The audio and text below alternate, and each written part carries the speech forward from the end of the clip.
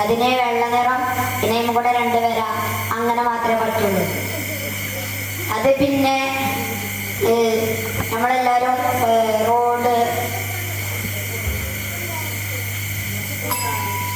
പോകുന്ന വഴികളിലൂടെയാണ് അത് സഞ്ചരിക്കുക. അതിൽ ധാരാളം ഇരിപ്പിടങ്ങളുണ്ടാകും. അത് നിയന്ത്രിക്കുന്ന ആൾക്കുള്ള ഒരു ഇരിപ്പിടം പ്രത്യേകമായി അവിടെ ഉണ്ടാകും. ആ നിയന്ത്രിക്കുന്ന ആളെ നിയന്ത്രിച്ച് ആ വഴിയിലൂടെ ആ സാധനം പോകും.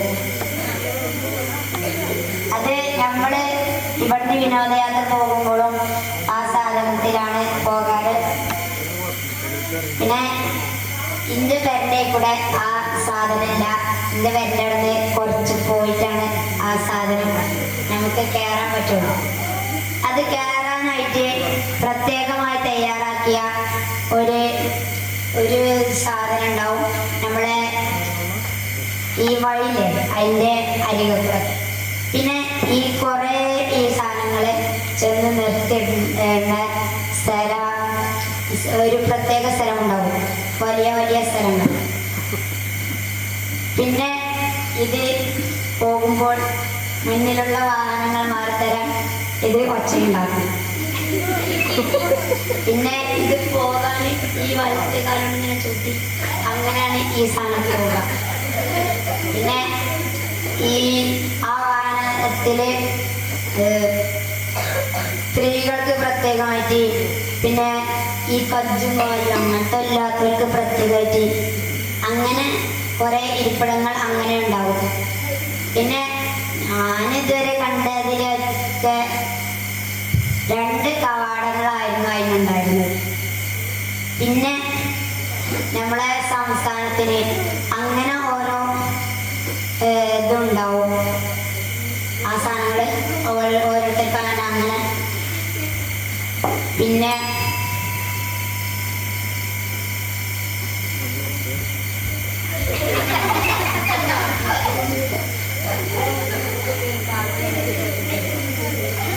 ഈ വാഹനത്തിൽ എത്ര ജീവനക്കാരുണ്ടാവും, അതുപോലെ അവരുടെയൊക്കെ ഈ വാഹനത്തിൽ ഏതൊക്കെ ജീവനക്കാരുണ്ടാവും? സാധാരണക്കാരായിട്ടുള്ള ജനങ്ങൾക്ക് ഒരുപാട് ഈ സാധനം പ്രവർത്തിക്കുന്നത്. ജീവനക്കാരെന്ന് പറഞ്ഞാൽ അതിന് ജോലി ചെയ്യുന്ന ആളുകൾ. അതിൽ 3 ആൾക്കാർ ഉണ്ടാവും. ഒരാൾ നിയന്ത്രിക്കാൻ, ഒരാൾ വൃത്തിയാക്കാൻ, ഒരാൾ പൈസ വാങ്ങാൻ.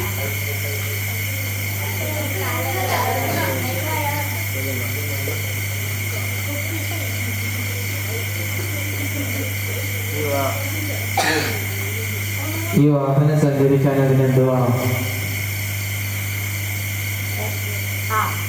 അതോ ഇന്ധനം വേണം. അത് ഇന്ധനം പലതരത്തിലുണ്ട്. കളറ് ഇങ്ങനെ മാറുക,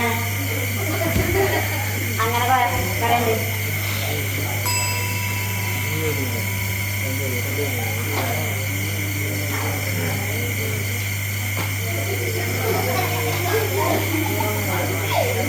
നിലവിലെ ഓരോ ജില്ലകൾക്കും പ്രത്യേകം സജ്ജമാക്കിയ നിറങ്ങളുണ്ട്. മലപ്പുറം ജില്ലക്ക് പ്രത്യേകം സജ്ജമാക്കിയ നിറമുണ്ട്. Okay, time is of.